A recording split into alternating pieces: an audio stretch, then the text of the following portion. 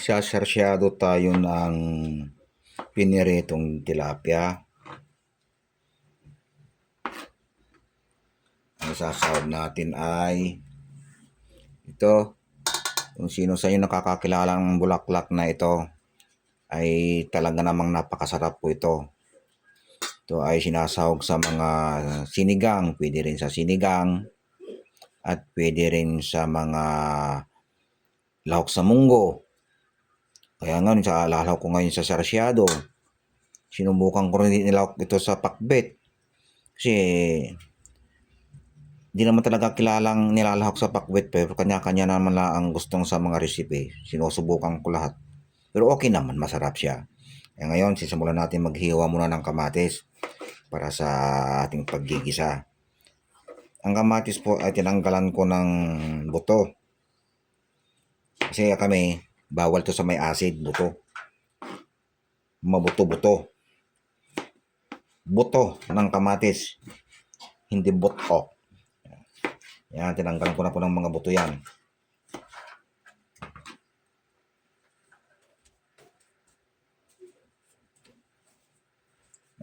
Ang isunod naman natin ay ang bawang. Bawang at luya.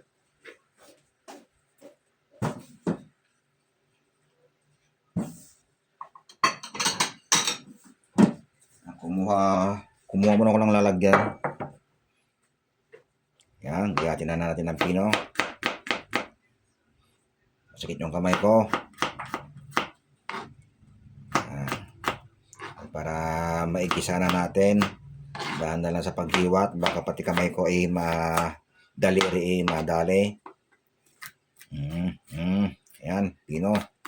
Yan, ganyan lang. Ayos na yan. Hindi ako talagang kumbaga professional lumuluto, hindi. Lutong bahay lang ito. Ayan.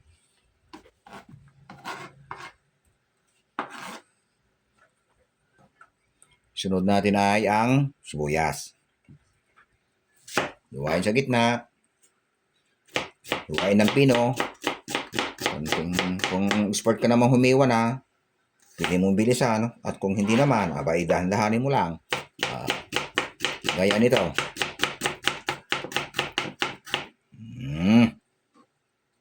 Ngayon, hatiin ko sa gitna. Hati sa gitna. Puro hati-hati lahat. Ayan. Dahil natapos na natin, sunod naman din yung tilapiyang hugasan. Ay, ito pa pala, bulaklak pa. Yan, alam nyo na kung klaseng bulaklak to. Ito ay bulaklak ng katuray. Sa Ilocano ay katuday. Yan. Kasa natin.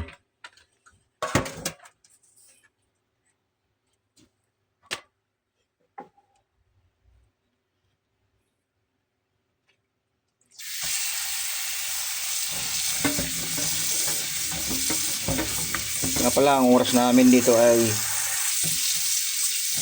mag-alas 10 na pala. Ay, mag-alas 9 na ng umaga, araw ng Sabado. Ang oras ay ganap ng alas 8:50 ng umaga.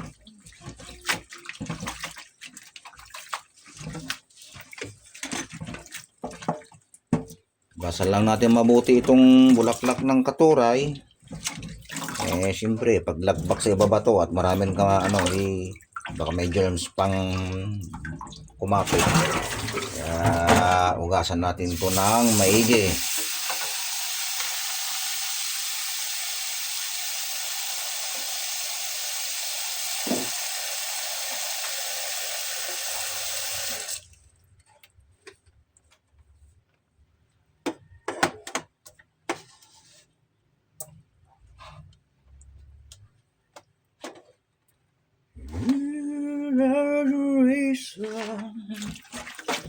Okay.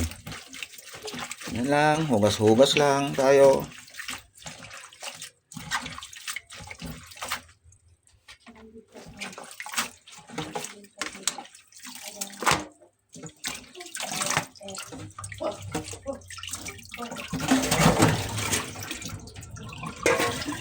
Tapos natin ugasan ito, yung tilapia naman, para may prito natin.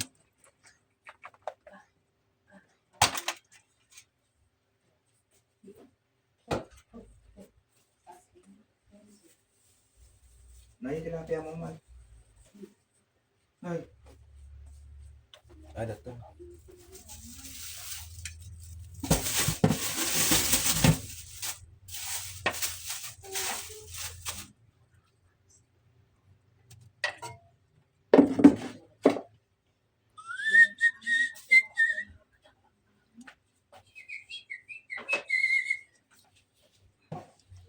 Linisin si tilapia.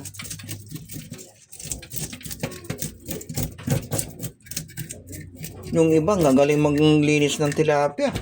Kikita mo sa palengke, saglit lang, pati bituka.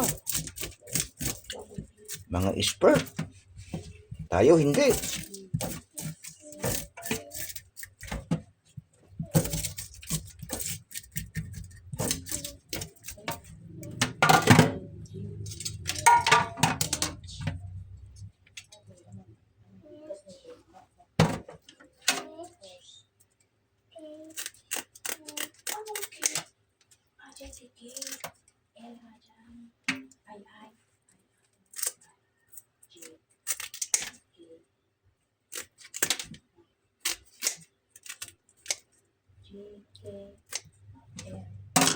Lagyan mo nga sa kanang butas.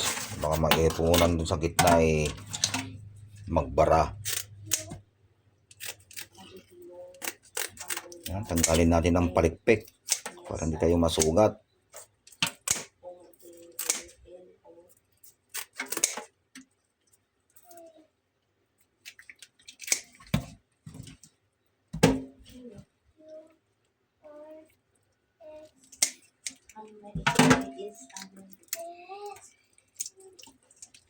Yun, kita nyo naman, di ako marunong tanggal ng hasang. Buhay na lang natin dito. Ganyan na lang, gawin natin. Hindi naman yan pang benta. Daming kinain.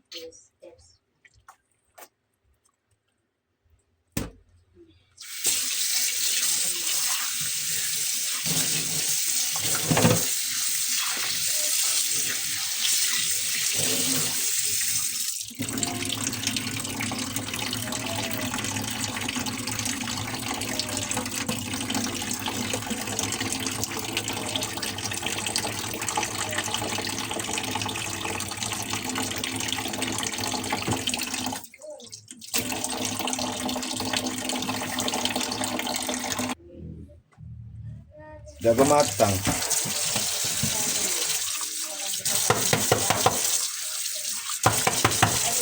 Taktak natin para matanggal yung malalandas. Ay, buhay pa yata at tumakbo.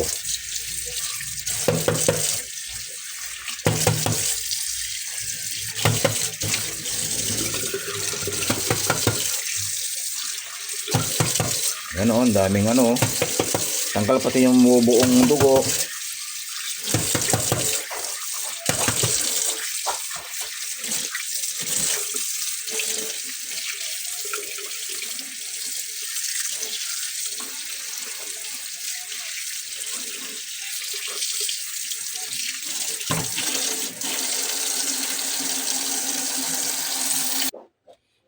Dinugasan natin, sunod natin ay ang asin. Ayan, nagadan natin to ng asin para pag ipinirito at sinarasyado, hindi gaanong malangsa.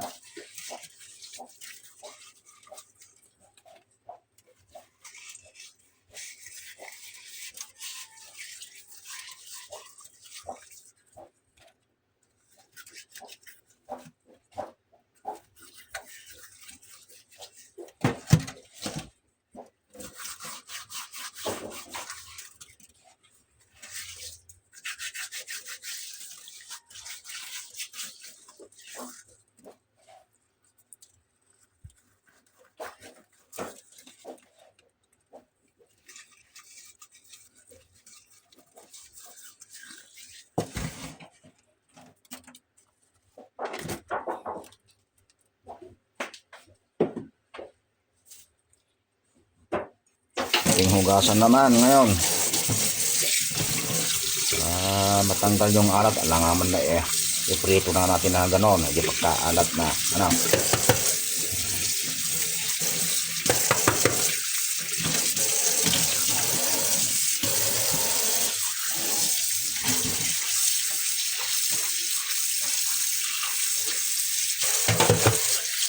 Prito muna natin ito bago sarsyado. Okay, na. May isa pa tayong gagawin. Pero wala akong kawali nga. Ano nga yung paglalagay. Sunod natin ay ang suka. Ayan. Kung gumamit tayo sa asin para matanggal yung landas at langsa, ngayon naman ang ginamit ko ay suka.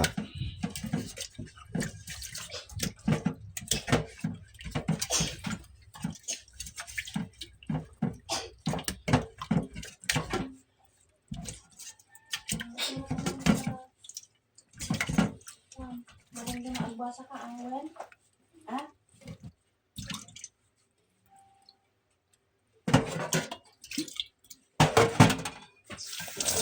Kaya ginawa natin nung una, hugasan natin. At taktak ulit sa gilid ng lababo. Yan, puting-puti na sa loob. Linis na linis na. Hindi na itong iprito.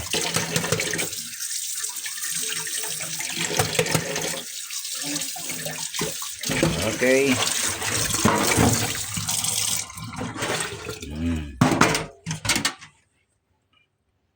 At pwede natin lagyan ng katamtaman asin lang. Ayan. Katamtaman asin lang para pag may lasa naman, pag pinirito. Okay. Kanti lang naman. Hindi naman katulad kanina. Okay. Kunting haplos lang. Kinis. Kinis haplos.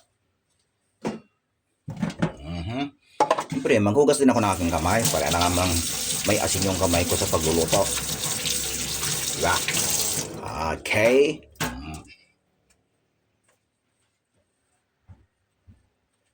Yan. Punta natin sa kusina. Simulan na natin magprito.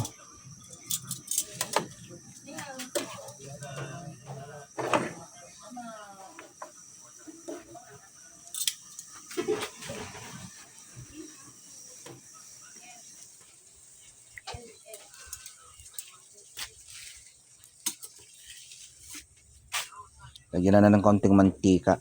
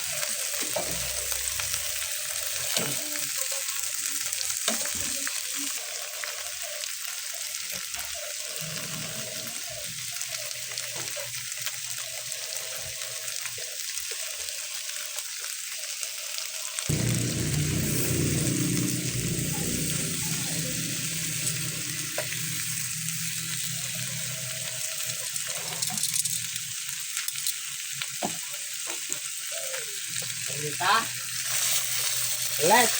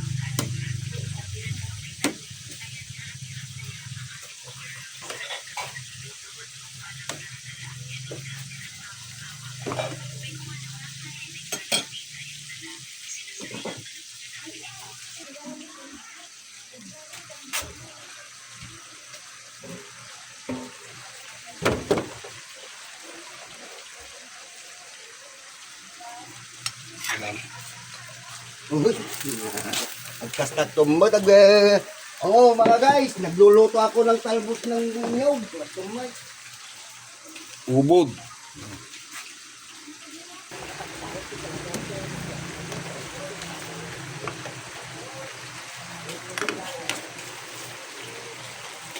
Ano mata man? Ha? Kaya, Kaya. uwan.